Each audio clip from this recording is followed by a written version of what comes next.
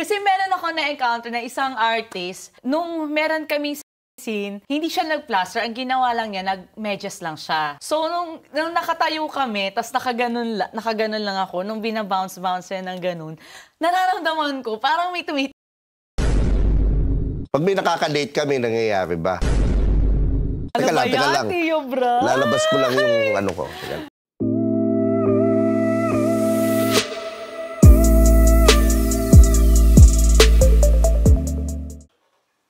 Ladies and gentlemen, welcome to Tio Bray Podcast. At syempre, napaka-espesyal ng episode natin ngayon na kung saan ay ating tatalakayin ang pinaka-espesyal na padating na araw ng mga puso. At syempre, alam naman natin sa mga araw ng mga puso ay mapupuno ang mga motel, madaming tao ang magmamahalan, madaming lalaki na naman ang mauubusan ng pera dahil sa regalo. At napaka-espesyal ng araw na ito dahil ang guest natin ay siyempre walang iba sa isa sa mga pinakapaborito kong artista at pinakapaborito kong i-guest, walang iba, kundi ang nag-iisang Ava Mendez. Hi guys! Kamusta kayo? Hello everyone! Thank you, Tio Bray, sa invitation. Napakaganda ng setup ng iyong studio. I love it. Yan. Thank you. At siyempre, season 2 na. Yes. Napaka-special ngayong araw na to dahil nandito tayo sa Tritone Studios. Gusto nga pala magbigay ng shoutout sa Tritone Studios. Maraming salamat dahil kung hindi dahil sa kanila ay hindi to magiging ganito kaganda yung season 2 natin. Hindi tayo lume-level up, di ba? Okay. Ngayon, gusto ko sanang pag-usapan, Ava, kasi madami na tayong interview na ginawa. Or puro namang kakulitan lang, puro So, kasi yun ka talaga since I met you before. Teka lang, mawawala ako sa Pero ngayong araw na to, gusto ko sana pag-usapan kung sino ka talaga. Di ba? Okay. So, sino nga ba si Ava Mendez? Ang kagaling? Anong province? Artista ka na ba dati? Gusto mo namang mag-artista dati pa? O ano? Actually, bata pa lang ako. Gusto ko na talaga mag-artista. Pero syempre, dahil hirap kami, kasi actually, taga-probinsya talaga ako, province girl. So, sa Isabela kasi medyo mahirap ang buhay namin doon. So, ako ang panganay sa aming magkakapatid. So, ako talaga yung talagang on the go talaga ako. Kasi sinabi ko sa dad ko, Dad, gusto mo mag-artista, ayoko na mag-aral.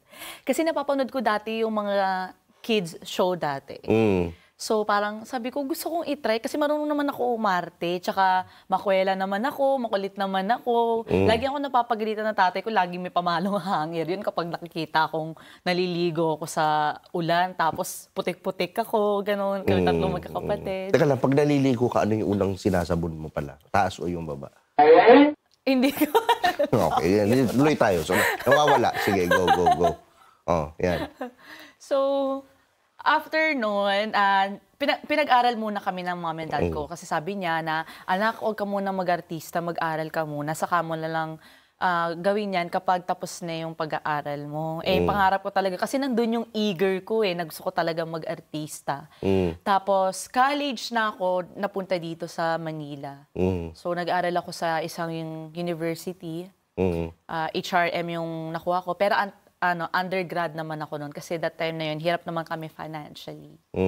So, tinigil ko yung pag-aaral ko, naghanap na ako ng mga work. So, rumarakit ako sa mga modeling, nag-host din ako sa mga gimikan, ganun. So, may naipon naman ako mga fan hanggang sa nakapagtrabaho ako sa isang umise. Yun nga, ano yung umise? Ano yung umise? So, yung umise is Japanese club. So, lahat kami doon, naka-gown, nakataas yung buhok. So, niro-rotate kami doon.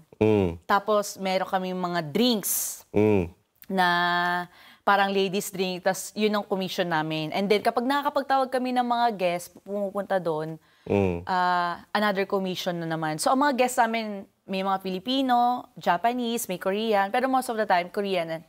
Chinese, hindi masyado.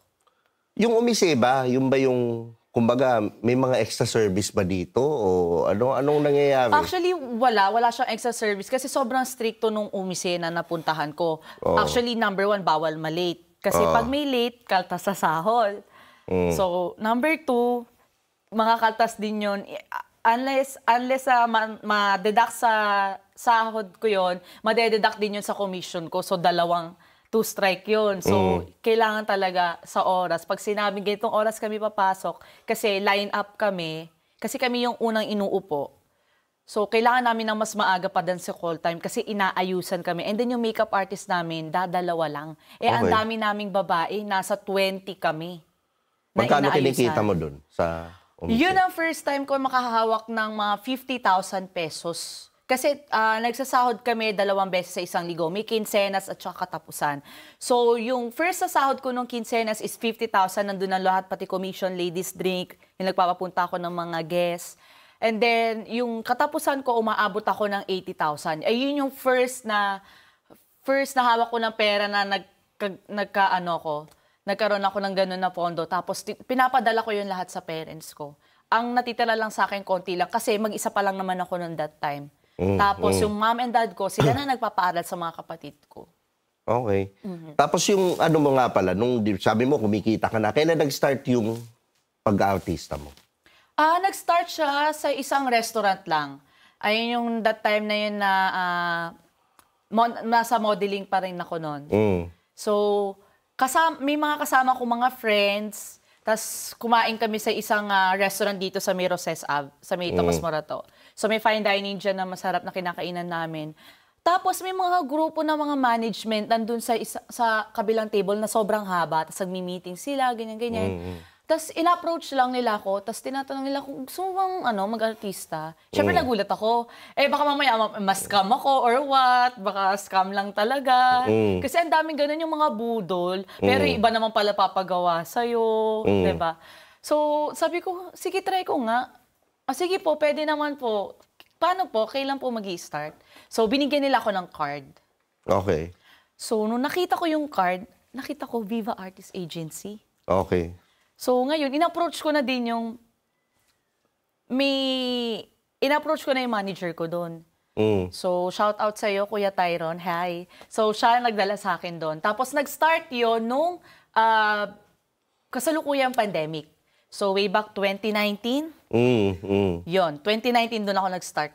Sinabi niya na hubad to. Alam mo ba na sexy scenes? Or... Actually, hindi ko pa alam na hubad. Hindi ko pa alam talaga. Kasi ang dami naman di kasi movie doon na hindi naman hubad talaga, puro lahat ulsa. Kasi naman talaga ang alam ko noon. Yun pa yung wisdom ko na wala talagang ganun. So, nung na-open up yun sa akin, naghahanap sila ng ilo-launch ng artist. Kasi ang una kong kasama noon, mga baguhan din. So, may nauna sa amin na before. So, kami yung second na ni-launch nung dun sa isang app ng Viva Max. So, dun na yun nag-start. Tapos, nung una, gusto kong umatras na push and pull ako. Gusto kong umatras, pero abante ako. Pero atras ako, abante ako. So, naisip ko, paano kaya to? Gamitin ko lang to para sumikat ako, makilala ako. Gagamitin ko lang siyang stepping stone. Or i-let go ko kasi opportunity na to eh. So, pinag-isipan ko talaga siya hanggang sabi ko, sige Kuya Tyron, go na natin yan. Okay. Go na natin yan. So, nung unang scene mo, ano yung unang scene mo na ginawa na yung medyo may jubarad? Actually, yung unang scene ko is yung paglaki ko, gusto ko maging yun yung una. Okay. So, sinundan yun na sequel ni Direk Daryl Yap ng Pangalawang Putok. Shoutout nga pala kay Direk Daryl Yap. Trending ka ngayon. Yun lang. Hello, Direk. So, si Direk Daryl kami yung mga hinandle niya na bagong artista sa Viva noon. So, kami sobrang awkward kami dahil di namin alam gagawin namin. Tapos yung workshop naman namin, umabot lang naman ng ilang weeks. Pero ako kasi, before pa, nag-workshop na ako. So, dun sa Viva, nag-workshop talaga kami before mag-shoot talaga ng movie. So, yung una-una, medyo awkward. Why? Kasi director ko lalaki. Hindi ko alam pala na director namin, medyo may pagka-girly-girly din. So, hindi na namin naramdaman yung pag-awkward, yung pagiging mahihiyanan. Naging all-out na rin kami dahil may mga kasama kami, mga sikat din ng artista, mga bigating artista like sila Aramina, sila Maui Taylor, Mami Osang, Rosana Roses. And then, meron pang isa, nakalimutan ko na yung name, basta yun. So, sila yung mga kasama namin. So, syempre, nahihiya naman kami mag-shoot na tapos mag-uulit-ulit dahil because of us. So, sabi ko, galingan na lang natin to. Tapos kung ano yung need dun sa scene, yun na lang yung gawin namin. So, meron yung time na medyo nakakrodan na kami kasi syempre kailangan ng hubad. So, syempre, papakita namin yung mga jugelya namin, yung mga ganon. So, parang, yun yung first time na sabi ko, kaya ko naman pala. Hindi pala ako nahihiya. Kasi nung tinignan ko sa monitor, hindi naman siya awkward tignan. Kasi nakita ko yung reaction ko sa camera na hindi ko siya pina-feel na awkward. So, kasi nakikita yun eh. So, ano lang, tawag ito, in-embrace ko lang yung character ko doon. Tapos, talagang namnam ko talaga siya para ma-portrait ko ng maayos. And then yun, nagustuhan. Hanggang sa nagdiretso na ako. May mga times ba na nahi-L ka dun sa scene, nadadala ka? Wala. Wala naman. Kasi, oo Hindi nga. ako naniniwala. Ikaw lang yun eh. Ikaw, Tio Brian, napanood mo ba yung mga movie ko dati nang hindi pa tayo magkakilala? Actually, wala akong idea eh. Pero si J-Lord meron. Ay, J-Lord Oo, siya yung nanonood nun. Oo, wala akong idea. Totoo ba yun? Hindi ako naniniwala kay Tio Brian. Oo. So, hindi ka nadadala. Pero meron bang nagte-take advantage? Actually, marami, pero I don't wanna mention. Pero meron talaga. Meron. May isang instance, no? Meron talaga. Anong ginawa niya? Ako kasi, pag trabaho. Oo. Pero sa boys kasi hindi, ewan ko sa inyo, hindi siguro maiwasan, lalo na pag ganun, di ba? So may mga scene na kailangan may mga tsuktsakan, may mga ganun, bounce. So hindi naman sinasadya kasi naka-plaster kami. So kayo din naka-plaster din kayo. So pag, di ba, nagba-bounce ba na ganyan, hindi talaga nararamdam. Pero yung mga iba, nananadya. Talaga? Oo. Okay. Paano yung... Curious ako, paano yung nananadya? Paano yung mga style na yun? Alam mo yung parang, before namin mag-take, ganito gagawin natin, ganyan-ganyan. Tapos, parang binibrief ako dahil isang co-actor ko. Tapos parang naisip ko, hindi ba parang maano yun? Kasi ang awkward, ganyan-ganyan. So, ayun. Lalo na pag binabounce. Kasi meron ako na-encounter na isang artist, second movie ko yon. So, nung meron kami hindi siya nag-plaster. Ang ginawa lang niya, nag-medyas lang siya. Tapos ako naka-plaster. So, nung nakatayo kami, tapos nakaganon lang ako, nung binabounce-bounce yan ng ganun, nararamdaman ko, parang may tumitigas. May tumitigas. So, syempre na-awkwardan ako. Parang ayoko ituloy yung scene. Pero sabi ko, hindi, go na to para hindi na to maulit. Kasi pag magre-retake na naman eh. Diba? Sabi ko, hindi, go na natin. Sabi ko sa sarili ko, go mo na to, Ava. Hayaan mo na pag may tumigas, wala namang mangyayari sa inyo, di ka na magagalawin yan eh. And that time na yun, ang lalaki na yun, is first time din niya. Okay. Oo. So, hindi pero matagal na yan na artist. Hindi natin alam, baka natapos pa siya or whatever. So, ala ka, diri. Di ba? So, okay. Anong feeling nung sumikat ka? In-expect mo ba na sisikat ka?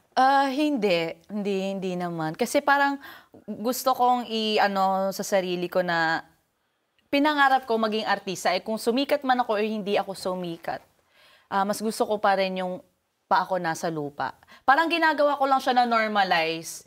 Na parang trabaho lang to, so nothing special. Kahit sino ka man, pantay-pantay lang tayo. As long as nagtatrabaho ka, nagtatrabaho lang din ako. Parehas naman tayo sumasahod. So wala naman ako pakialam doon sa ganun. Kasi may mga iba sinasabi nila na pag artista ka, may special treatment, tapos special treatment sa lahat. Parang yun ang binubura ko. Ayoko na may mga special treatment kasi pare-pares lang nga talaga tayo nagtatrabaho. So, pag talagang gusto kong yung talagang naabot ko na yung pangarap ko na talagang sikat na sikat ako, gusto ko pa rin yung nandyan ako, namamalengke ako. Kasi may ligaw magluto eh. Namamalengke ako sa wet market, nag-grocery ako sa grocery store, nag-gym lang ako. Yung talagang normal lang. Tapos kung may magpa-picture, okay lang, thank you po. Tapos ganun lang. It's just a normal thing. Okay. Nothing, parang hindi ko siya nakita na special or mas nakakataas. Kasi parang pantay lang lahat eh. Tama naman. Pantay lang lahat. Ayan. So maraming salamat doon sa mga sinagot mo. Magmumubo na tayo, siyempre, sa mga questions ko sa iyo na totoo. Teka lang. Tio Bra? Lalabas ko lang yung ano ko. Teka. Nawawala ako sa character dahil sa'yo. Kaya ano, Grabe, Tio Bray. Pero sobrang in ganda mo fairness, I ngayon. love your outfit. Oh, thank you, thank you. Ano yan eh, si Boss BJ ang nag-ano niyan. Shout out Kaya, sa'yo, ano, boss. Shout Hello. out sa'yo. Yan. So, alam naman natin, padating na ang mga araw ng mga puso. Diba? Alam mo, malas ako dyan. Okay. Etong tanong dyan. Okay. Do you look forward to it? Depende. Kasi ako hindi ko naman minamanifest. Kung pero meron man dumating, gusto ko, yun na yung the one. Okay. Pero Ayoko na-excite na ka ba? Ngayong single ka. Sabi mo, single ka. Kasi single na ako 3 years na. So, 2023, 2024, 2025. Tama ba? 3 years na. So, yeah. Pero pinakamatanggal single era ko will be 5 years. Tapos, after ng 5 years, nagkaroon ako ng boyfriend. So, hindi naman yun tumagal. Tapos, ayan, single ulit ako for 3 years. Okay. So, nilook forward mo ba? Hindi. Hindi, kasi hindi ko rin naman ine-expect dahil siguro may mga priorities akong gustong unahin. Which is about my health, and then family ko din, syempre. At saka, of course, yung aking anak, my son, is already 9 years old. So ngayon, hindi mo nilook forward. Siyempre, mag-isa ka. Single ka. May question lang ako kasi alam naman natin, sikat na sikat yung statement na ano, di ba? I'll touch myself muna. Di ba? Do you touch yourself? Hindi. Hindi. Hindi. Bakit hindi ako naniniwala? Sinungaling ka na naman. Pero may mga nakadate naman ako. Pero nakadate parang ka. feel ko kasi, na-realize ko parang feel ko sobrang, parang hindi ko pa rin talaga kaya. Okay. Hindi ko talaga kaya. Kasi umaatras talaga ako. Pag may nakakadate ka, may nangyayari ba? May time na may nangyari na before, tas may time na wala naman. Sayang. Kasi na-attract din ako dun sa lalaki kasi okay siya matangkad, ganda ng katawan, mabait, mabango, gentleman, pinag-open ako ng pintuan, mali mo, di ba, pagkasundo, ganon, di ba? So, syempre, ma-attract ka naman talaga. At saka yun, hindi yun Filipino, foreigner yun. Foreigner. Alam So, mo na. prefer mo foreigner over Pinoy? Siguro kung hanap ang dawan, gusto ko talaga foreigner na. Dahil? Ayoko na sa Filipino. Na-trauma ako! Na-trauma ka? Na-trauma ako. Bakit? Na-trauma ako doon sa dad ng anak ko. So, parang feel ko isa din siguro yun ng hindran ko kung bakit nagpo-push and pull ako kasi yung trauma nandun pa. Ang tagal na no kasi 9 years old na yung anak ko. So, nanganak ako nung 19. Tapos,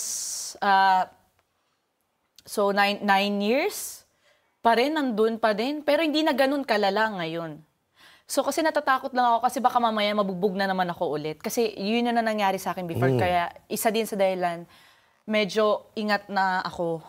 Ilag talaga ako. So, abuso ka pala dati? Oo. As in, talagang pasa talaga ako, literal. Pasa, dugo yung bibig ko. Lahat talaga. Okay. So yun yung trauma ko na ayoko na maulit. Kaya pala pumatol ka sa mukha ng hayop. Ay! Ay! Hindi Joke. na tayo inaano niyan and finally hindi na rin tayo ginugulo. Oo. Kasi Sabi lang blinak naman ko. nung nag-comment yun. Sabi nung Kasi nag-comment. blinak ko. Kasi ayoko na, gusto ko na magkaroon ng peace of mind. Huwag niyo na akong gugulhin. Oo. Sabi lang naman nung nag-comment. May nag-comment kasi daw, mukha daw Ang hinyango. dami kasi Ba't siya daw yung ganun? last relationship ko siya So, kaya mo yan. Huwag mo lang akong gugulhin. Ayan. So, ginugulo? Ginugulo Before, ka pero pa? syempre, blinak ko na kasi syempre, ayoko na yung may nagchat-chat sa akin. 'Di ba? Kasi focus talaga ako sa pangarap ko talaga ngayon. At saka, career ko para sa family ko. Yun talaga. And then sa anak ko, syempre. Ay, malaki na rin yung anak ko. Pero meron time no, nag-heart-to-heart talk kami ng anak ko. Sabi niya, Mami, can I have another baby sister, baby brother? Uy! Oo. Para ka Narinig ko nga bumibili yun. ng Sabi niya candy. gano'n, I want Tio Bray to be the father. Yun naman sabi. What? Iyo, Narinig ko. Sabi. Wala ako dun Sabi. Eh, Tio Bray, hindi nga. Kasi nga, afam lang gusto ko. Foreigner. Foreigner ako. Talaga, anong half mo? Half ako. Anong half? Half black. Waist down. Waist up. Pinoy. Waist down black. Diyos ko, kadiliman. Oo, kadiliman. Pero wala naman ako dyan. Kahit sino naman, basta ang importante sa akin, tanggap yung anak ko, family ko, syempre. Tsaka yun. Yun lang naman priority, tsaka mabait, hindi nang bubugbog. Yun talaga yung trauma ko. Kaya, ang dami nagsasabi na wala daw ako boyfriend. Tapos sabi ko, sus! Diba? Ba't ba kasi naniniwala kayo porket kami mga magaganda, wala kaming boyfriend? Hindi ba pwedeng nahihirapan lang kami? Kasi the more na nagiging single ka, the more na tumataas lalo yung standard mo. Totoo yan, di ba? Tama, Apir. Yan. So, ngayon alam natin madaming magde-date. Di ba? Madaming magde-date ngayong Valentine's. Kung saan-saan pupunta yan. Ang mot-mot, magiging pila na naman yan. May blind date ka ba? Ako. Huwag na! Reject ka! Ano yung perfect Valentine's date scenario sa'yo? Para sa isang Aba Mendez. Siguro kasama ko yung taong mahal ko, kakain kami sa favorite ko na restaurant. Or magti-take out kami, tapos magda-drive-thru lang. Tapos mag-overlooking sa mga tanawin. Kasi gusto ko pa rin yung may mga garden-garden. Alam mo naman, as a Virgo rising. No. May paano-ano pa eh. May nagpasok ng astrology. Yes, as a, mahilig akong mag-meditate and grounding. So, gusto ko talaga yung may mga halaman, ganon, manunod lang kami ng movies. Simple lang ako, as in sobrang simple lang ako. Ayoko ng mga magagarbo. Kasi parang, hindi naman ako yun eh. Although, kaya ko makisabay. Kung pasosyalan, kaya ko maging social ako. Pero hindi kasi, cowboy ako eh. Okay. Parang oo nga, mapapansin ko nga, cowboy ka, diba? Magaling ka rin kumauboy. Ay, hindi. Iba naman yun! Loka ka.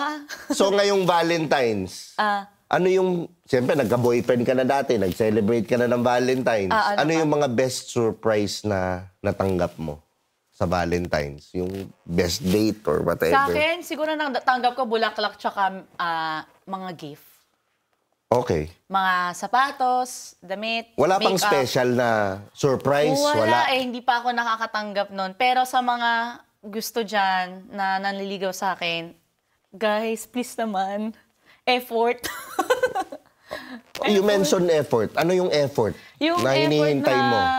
Na talagang, siguro yung effort na talaga na magsiset ng mga dates, mag-organize ng dates, magbubook ng restaurant, ganon, movie. Basta hindi ko na-expect, yung bigla na lang akong maso-surprise.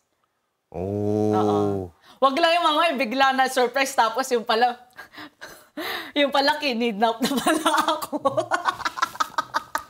Naku, kikidnapin ka. Diyos ko, huwag yung mga kidnapin.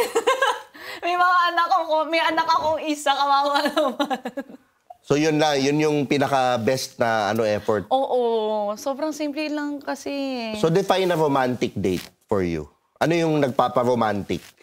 Siguro hindi lang siguro sa Valentine's Day. Siguro araw-araw or kapag may mga time talaga kami. Kasi gusto ko rin isabihin sa magiging asawa ko soon na may priority kami sa mga anak namin. Tapos sa amin lang dalawa at saka pagtrabaho talaga, trabaho. Okay. Yun. So yun yung romance para sa'yo? Okay. Hindi, ano ba love language mo? Magluto. I mean, receiving. Receiving? Maglambing. Physical touch? Yeah, lambing-lambing. Parang ako ganun din. Huwag mo nang pangarapin, Tio Bray. Parang ako ganun din. Mamaya, sige, tingnan natin. Oo. Pero mahilig talaga ako magluto. Ayan. Pero ito gusto ko, next question ko, maging honest ka ha. Nagpretend ka na ba ng isang, halimbawa, Valentine's Day, nagpretend ka na ba na gusto mo yung regalo? Na may instance na ba na gayon? Na ganon? Kahit hindi Valentine's, may gusto ko na ganon. Pero sabi ko nga, ay baka feel ko hindi yan hindi yan for me. Pero may mga instance na nagpretend ka? Oo naman, meron. Na gusto mo? Ano yung regalo ni Guy? At ano si Guy? Actually, yung sapatos. Actually, dapat bibili ako nun sa sarili ko kasi nakasahod ako nun sa sa social media. So, bibili na sana ako. Tapos, nung Valentine's na yun, bigla naman ako binigyan ng sapatos. Tapos, saktong-sakto yung Nike Air Force One na puti. So, dapat yung gusto ko sana sa akin kasi reward ko yun dahil syempre na may na-accomplish ako. So, yun. Ayun yung parang gusto kong bilhin sa sarili ko, pero naunahan ako kasi may bumili nun for me. Yun na gusto ko. Hanggang ngayon, suot-suot ko pa rin at yun yung bigay niya sa akin. Yung bumili ba, tito o F-boy? Hindi siya tito, hindi rin siya F-boy eh. Ano siya? Musician. Oh my God, Tio Bray. Musician. Hindi pwede. Nako, sino kaya to? No! Anong banda? Rock o pop? Parang hindi siya... No. I don't wanna mention. Rock o pop? Isa lang, rock o pop? Pop? Pop siya. Okay na. Parang alam ko na kung sino to. Sino kaya? I-comment nyo nga kung may mga hula kayo. I-comment nyo dun sa kung sino yung nanligaw na yun na banda. Ngayon, kung may manliligaw ka naman, ngayong Valentine's, anong regalo yung magpapa-oo sa'yo? A wedding ring? Charing. Hindi pa ka nagiging nanliligaw, wedding ring. Hoy, alam mo, Tio Bray, ha? May mga ganyan ako na mga ibang friends ko, no? Na-date lang nila for a month. Tapos after a month, nagpakasal na. Totoo yun, no? Totoo talaga. Okay sana sa akin yun. Kaso kasi, hindi pa nga ako ready magpakasal. O, tignan mo. Tapos ayain. ako pinipilit mo. Huwag mo ako ayain magpakasal. Parehas tayo, hindi talaga tayo ready. Oo, hindi pa ako kasi ready. Kasi ang hirap eh. Alam mo yun, yung hindi ka pinapatulog ng pangarap mo, yung babangon ka sa umaga, tapos matutulog ka pa sa gabi, dapat na-accomplish mo yung mga ganitong bagay. So pag hindi mo na-accomplish yun hindi ka na naman papatulugin ng isip mo kasi hindi gawa. So parang, ayun yung struggle natin kapag tayo nanganga talaga, struggle natin yun na dapat ma-accomplish ko to, ma-accomplish ko to. Pero ako naman, willing naman ako ipagamit yung katawan ko sa'yo. Minsan lang. Yun naman yung Don't worry, hindi ko naman yan gagamitin. Buti naman. Save Kasi, it for someone na may nagsasawa na deserve. ako na lagi akong ginagamit.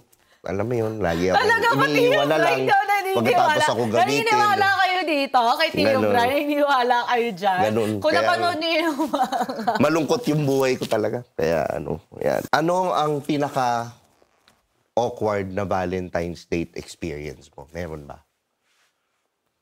Ang awkward siguro, may nakadate ako, nag-50-50 kami kasi wala daw siyang enough fund. So awkward yun for you?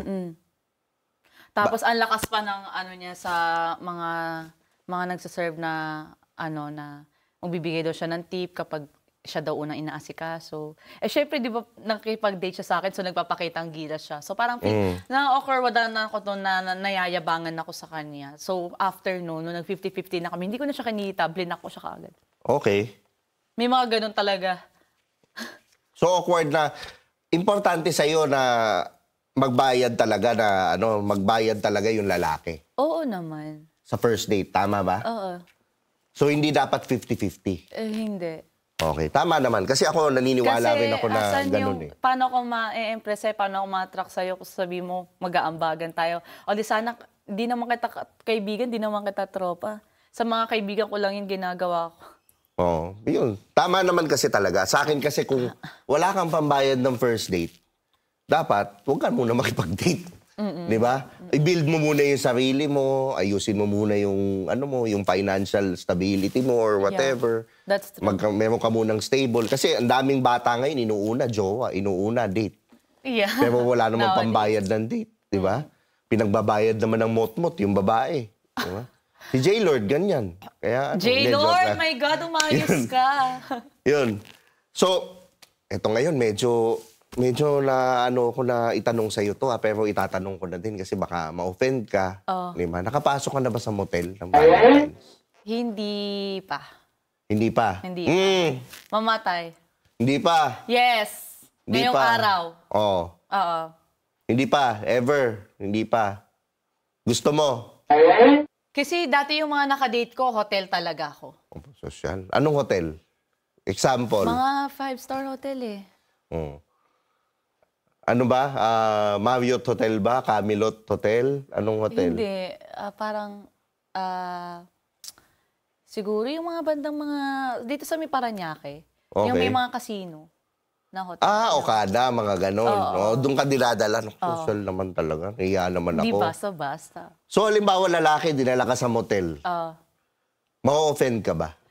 Oo, kasi syempre, sabihin ko, ganyan ba tingin mo sa akin on the first date? Uy, hindi naman may mga magaganda. Paano kung halimbawa, Victoria Court na motel? Meron pa ba nun? Oo.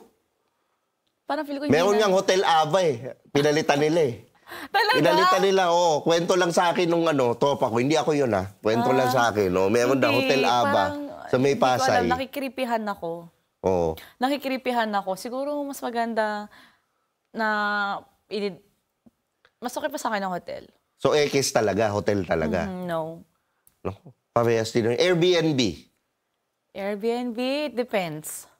Pwede na, Kasi pag may mga outing, no? Airbnb, pwede. Okay. So, wala pa talagang experience. Wala. Okay. Sa laging hotel. Oo, hotel talaga. Okay. Ngayon, kung hotel, di ba sa hotel, ano yung pinakamatinding experience mo na intimate experience mo sa hotel? Sige. Intimate? Intimate experience. Siguro, Anong ginawa ni Guy? Ano? Hindi ako. May natawa sa Ano ka? Siguro, hindi. May ginawa na siya naman romantic, which is, pagka-open namin nung door, may mga flowers na tas petals. Okay. So, yun yung nakita ko. And then, meron siyang letter. Okay. And then, may gift siya sa akin. Okay. Natural naman talaga yun. Bubuklatin niya yung bulaklak eh. Dapat bigyan ka talaga ng bulaklak nun. Anong bubuklatin? Yung bulaklak. Yun. Titignan niya. Naka-ano na yun eh. Namulaklak na. Nag-glow na yun eh. Nag-bloom na yun eh. Paano gaganunin? Oo. Ano yung pinaka malupit na ginawa ni Guy sa'yo? Doon sa... hindi yung regalo, hindi yung pagiging intimate na talagang wow, grabe to. Hindi. Siguro may na-encounter ako ng lalaki na talagang maano sa wild yun talaga. Okay. Yun yung na-experience ko. Ano yung wild? For you. Ano yun? Kayo ba? Ano yung wild sa'yo? Ayun yun. Teka, nawawala ako sa character ko kasi. Paano naman kasi yung mga questions mo? Siyempre sinasagot ko lang. Valentine's eh. Inaabangan nila yan. Valentine. Ano yung wild? Like example. Siguro nung dinuduraan ako sa bibig. Kadiri! Hindi. Pero gwapo yung guy, in fairness, kasi afam din yun. Natawa yun nasa likod ng camera. Nung Yun ang pinaka-wild sa'yo. Grabe yun. May naman, parang ibang klase yun. Parang hindi ako natuwa. Yeah. Diba? So, anong linyahan ni Guy? Halimbawa, for the first time na gusto ka niyang dalhin sa mot-mot or gusto kang i-hotel, ano yung mga narinig mong linyahan? Akin ka lang. Hindi, like, for example, ganun. kasi ako, meron akong mga... tayo na ba? Parang ganun. Dadaling ka nga sa mot-mot, example, or hotel. Gusto ka siyempre, gusto ka ng ikama, for example. Ano yung mga linyahan? Like, for example, ako, narinig ko lang, narinig ko lang mga linyahan, yung mga tipong, tulog lang tayo, medyo lasing ako eh. Mga ganun. Ano yung mga linyahan na narinig mo?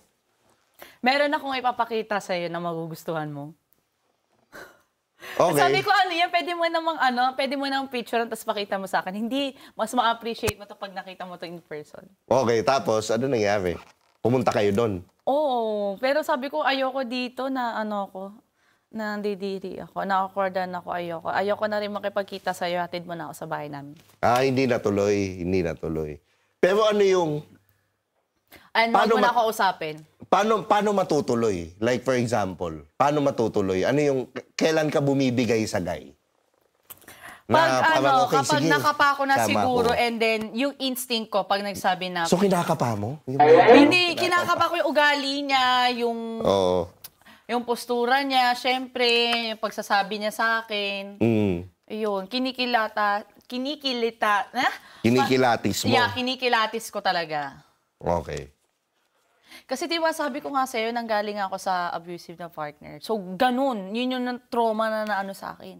Okay. So, talagang kailangan it takes a lot of manliness para talagang madala ka sa ganun. Oo. Ano ba una sa'yo? Sex or relationship?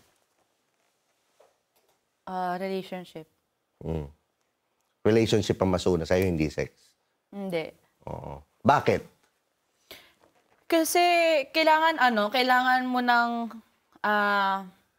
makita ko talaga na sincere ka. And then, syempre, nag-uusap tayo, nag-date tayo sa labas. So, doon ko kasi makikita yung effort mo na gusto mo talaga akong kitain. Hanahatid sundo mo ako. magalang ka sa parents ko, pinapaalam mo ko sa parents ko, tapos nagpapaalam ka din sa anak kong lalaki. So, yun. So, gaano katagal yung ligawan stage usually? Para sa akin, mga 2 buwan. 2 buwan, no? Pwede. Oh, anong date na ngayon? So ako, yun. Maraming salamat sa pag-guest mo dito sa ating Valentine special. At meron ka bang gustong i-promote na page mo o movie mo? Promote mo lang. Ayan guys, so you can follow me sa Facebook, Ava Mendez Official, and Instagram account, Ava Mendez Official _ and TikTok, Ava Mendez Official. Ayan. And then of course, pala sa mga gustong kumain dyan, open pa rin ang tambayan ni Ava Mendez sa Tondo Street. Ayan. Saan ba to sa Tondo? 825 Arqueros Street, Tondo, Manila. Anong mga sinaserve? Negosyo namin yun ng pinsan ko.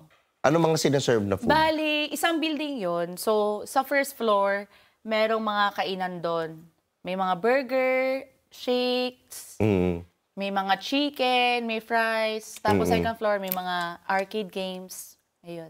Ayan. So wala na iba, page mo. Malamang naman, nakapollow na sila sa'yo, siyempre. Yeah. And then abangan nyo yung next movie ko. So, mag-shoot na kami itong year na din. Ayan. So ito nga pala si Tio Bri. Ako naman, mag-follow lang kayo dito sa podcast na to sa Spotify. Mag-subscribe kayo sa YouTube. At kung gusto nyo pa ng mga ganitong content, di ba, mag-comment kayo. Grabe mga tanungan mo, Tio Bri. I-like mo, i-share, kailangan. I-like nyo, i-share nyo itong mga nilalabas naming content, itong season 2 ng Tio Bri Podcast. Maraming salamat sa Tritone Studios, sa RWGI, at ito nga pala si Tio Bri. And maraming salamat. Sabi nila, ako daw ay pabling. Ako daw ay pabling. Ako daw ay pabling. At sa chicks daw, ako